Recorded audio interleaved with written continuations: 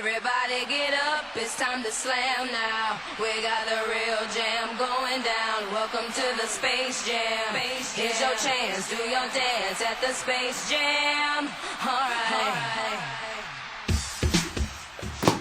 Hey there, friends and students. Mrs. Dando here, the school counselor at Ridgeview Elementary School. And I am so glad that you are joining us today because this is the month of March. And March is all about March Madness. I love March Madness. It's like the prom of basketball. It's a basketball thing for those of you who aren't super into sports. And while the rest of America is focused on March Madness, here at Ridgeview, and for anybody else watching, we're focusing on March Gladness. March Gladness is all about you and me and everybody you know becoming powerful problem solvers. The power is yours. We understand that here at school, you, your friends, your classmates, the people you do life with, you don't always get along. That's pretty normal. But when we have problems with other people, we have to know how to solve those problems. Another word you might hear me use when I say problems is conflict.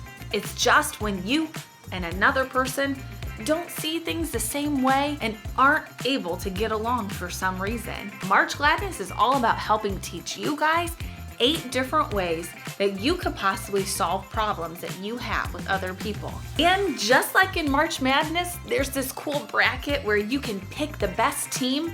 In March Gladness, you've got a bracket too. On that bracket, there are 8 different ways that you could possibly solve or fix your problem with other people. Hallelujah. Now, when it comes to fixing problems with people or trying to resolve a conflict with another person, there are things that you can do that make the problem bigger, and there are things that you can do to make the problem smaller. So before I teach you the 8 different ways to make those problems smaller, you might need to know about the things that sometimes kids do that make a problem bigger. And just like in basketball, when someone shoves another player or throws the ball at somebody else's head, we call these fouls. Foul. Here are the 5 fouls that I sometimes see kids do when they're trying to fix problems with other kids here at school. The first foul, blaming. A lot of times when kids have problems with somebody else, they like to blame. Blaming sounds a little bit like this. Well, you shoved me in the hallway first. Well, you took the basketball away from me. Well, you gave me a dirty look. Blaming is all about focusing on what the other person did wrong, rather than focusing on maybe what you might have done that was hurtful. Blaming is a way that's definitely gonna make your problem bigger, and it is a foul. The second foul, name calling. Listen, I get it. When you're upset or angry with another person here at school, you might feel really irritated. And you might really want to call that person a hurtful name. But name calling never fixes a problem. Name calling will always make the problem bigger, and it also just made you responsible for hurting another person's feelings. It's a huge foul, and we don't do it.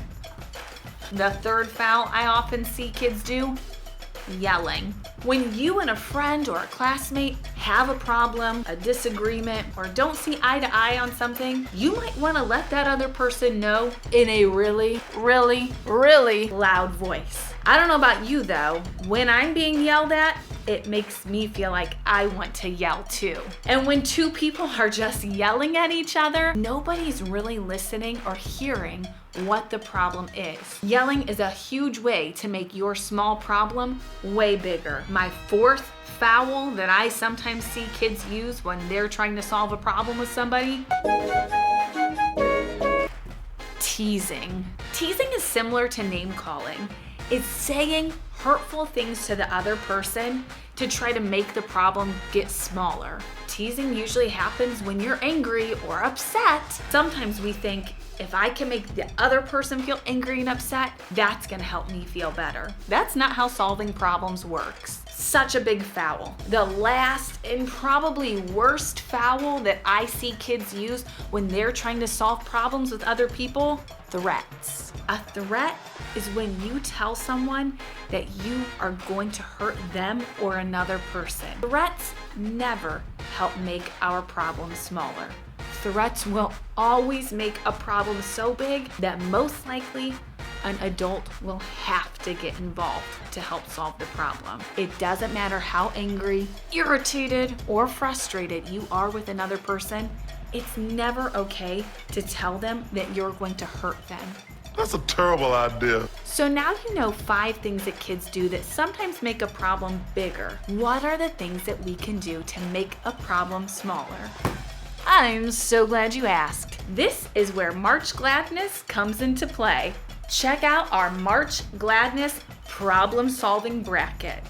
If you've ever played the real March Madness, you know that you get to pick from the teams that you think are going to win, the team that you think is the best. And the same is true with March Gladness. On our bracket, we have 8 different things that you can do to solve a problem. And you're going to pick the solution or the way to fix a problem that you think is best for everyone.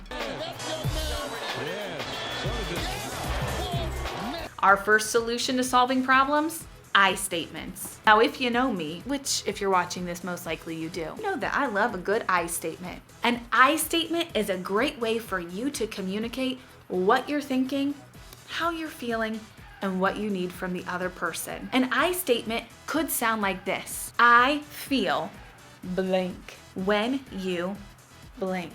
I need you to blank. I know it's a lot of blanks. Let's think of that problem that Mr. Jefferson and Mr. James were having in the gym.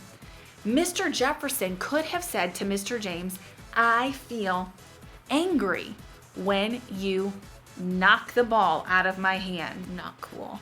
I need you to stop.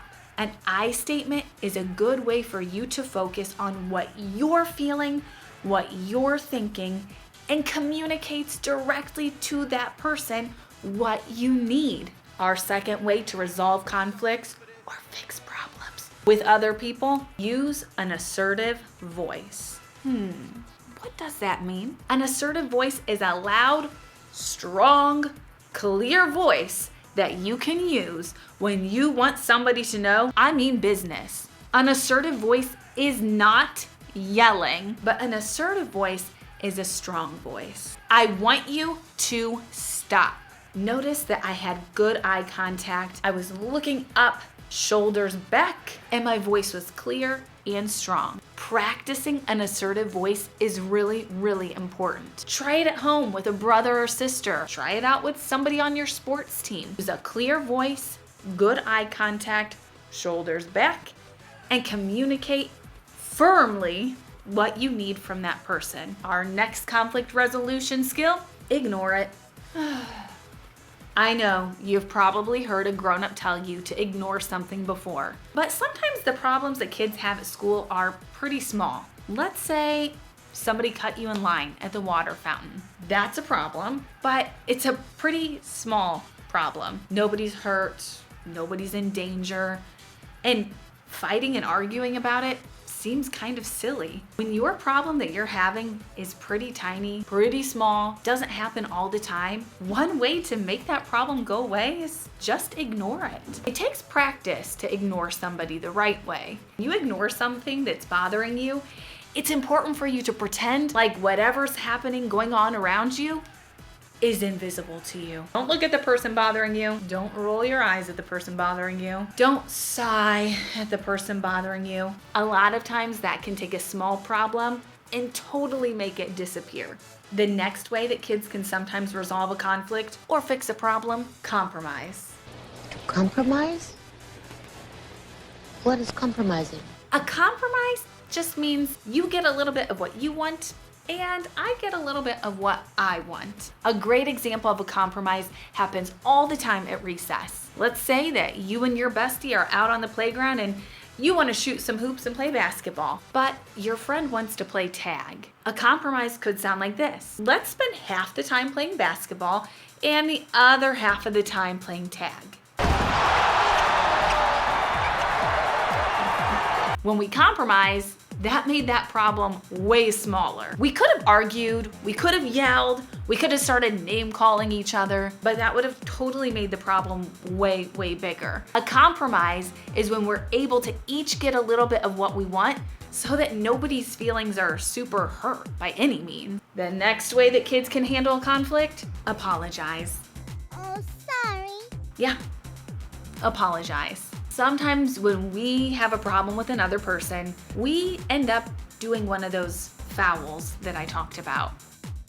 Was that wrong? Sometimes offering the other person an apology can immediately make the problem so much smaller. A good apology sounds like this. I am sorry for, you fill in the blank. Next time I will fill in that blank, and you accept my apology. Let's think about Mr. Jefferson and Mr. James again. It was not okay for Mr. James to knock that ball out of his hand, which, by the way, that was scripted. They didn't actually do that to each other. But let's pretend it was real. Mr. James would probably need to say, Mr. Jefferson, I'm sorry for knocking the ball out of your hands. Next time, I'll play fair and show you respect. Can you accept my apology? Started 1 of 6, has hit 3 of his last. That is a fantastic way to make the problem so much smaller. The next thing that kids can do when there's a conflict that needs to get smaller, take a time out. Yeah, go take a break from that person. I'm feeling upset and I need some space right now. I don't know about you, but when I have a problem with somebody, my feelings get a little bit out of control inside. And I know that I need space from that person so I can choose a coping skill, get myself calm, and choose a good solution. Sometimes the best solution is to ask for some space from that person so that you can choose a good solution when you're ready to talk with that person. Which leads me to my next way that you can solve a problem with someone: walk away. Not in a rude way, not in a sassy way, but in a way that's helpful for you. Sometimes you can tell that a problem is starting to grow bigger and get out of hand. And the best thing for you is to simply remove yourself from the problem and walk away from it. That might mean that later you go back to the person and try to solve the problem, or that might mean that you just let it go and not even deal with that problem. Walking away can be a really helpful solution when you feel like you're not gonna make a good choice with your words or with your body or actions. And all of this leads to my very last conflict resolution skill: ask an adult for help. Sometimes the problems we have are big. Let's say somebody is threatening you, or somebody is hurting you, or you've already tried to find a solution to the problem with that person. You may need an adult to help you out, to keep you safe, to keep the other person safe, to help you talk through what the best solution will be. And it might sound like this: hey, grown up in my life, I'm feeling really stressed out. My friend and I have a problem. Can you help us? Think of some of the adults in your life who you would trust to help you out when you've got a problem that feels too big for a kid to handle on their own, or just a problem that you and your friend can't seem to handle on your own. So now you've got my 8 different strategies on our March Gladness bracket. Next time that you've got a problem with a friend, think of this bracket, or look at the poster on your wall in your classroom. Name your problem. What is the problem? Then look at that bracket and start picking the best solutions. Hopefully together, you guys can decide on one that helps everybody feel included, valued, seen, and understood. And throughout this month, we're going to be recognizing students across the building who are demonstrating good problem-solving skills. Those kids will be recognized weekly with something called the Slam Dunk Award. We can't wait to see all the ways that you guys choose to use your problem-solving skills this month to become powerful problem solvers. And we hope you have a little bit of fun and enjoy this month of March Gladness. That's all the time we have for now, because I gotta go handle Mr. Jefferson and Mr. James. Remember, at Ridgeview, or wherever you're watching from, you belong, you matter, And you are worthy. We are worthy. See you soon.